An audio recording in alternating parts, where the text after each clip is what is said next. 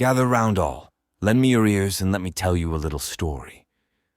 In a small village on a mountainside, there once lived 3 brothers. The oldest, named Hahad, was a tall, handsome, strong, brilliant young beast, for whom no physical labor was too grueling, nor any field of study too difficult.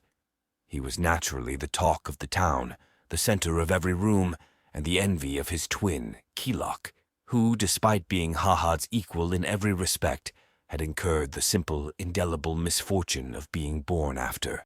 Naturally, Kilok's persistent need to break free of his brother's shadow led him into constant conflict with his elder, and so it fell to the 3rd brother, Hazamana, to mitigate this ceaseless enmity and maintain order between his estranged siblings. And so as one, the 3 brothers traveled the world, founding kingdoms with their might, fashioning empires through their wisdom, and erecting monuments to their glory everywhere they set their feet. Soon they, rightfully many said, took unto themselves the mantle of godhood, their names and deeds being thus immortalized in pantheons and scriptures the world over, together becoming known jointly as the Trismegistus, or thrice greatest.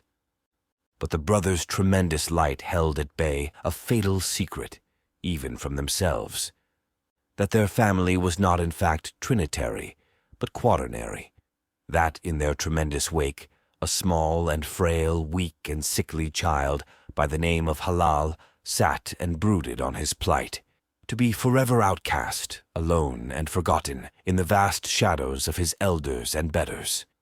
In his deathless solitude, Halal learned to hate, and it fast became his foremost talent, his greatest gift, his final boon. Unable to bear the thought of spending eternity in ignominious neglect, he vowed to undo everything his siblings created, though not by force or guile, what with him being not strong or clever enough to directly challenge or fool the Trismegistus. His revenge would not come swiftly, but it would be inevitable, for Halal, the youngest brother, was as patient as he was crude, making up for what he lacked in brawn and brain with spades' worth of spite and stealth. For why would any of his brothers notice him? What had they to fear from the runt of their litter? For each of their strides, for him it was a stumble. For every one of their great deeds, for him was there but just another rock in the path.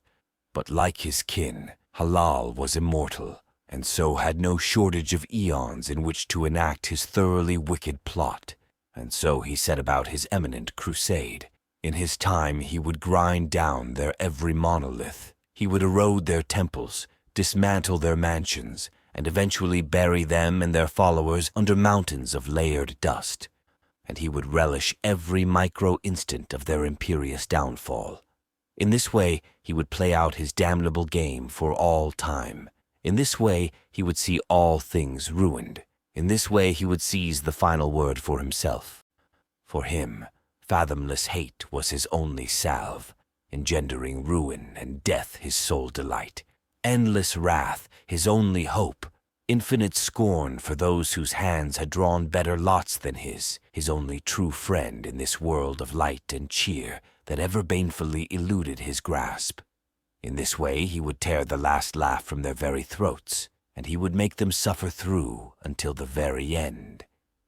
And in the end, all things must succumb, all roads must end, all life must die. In the end, the night must follow the day.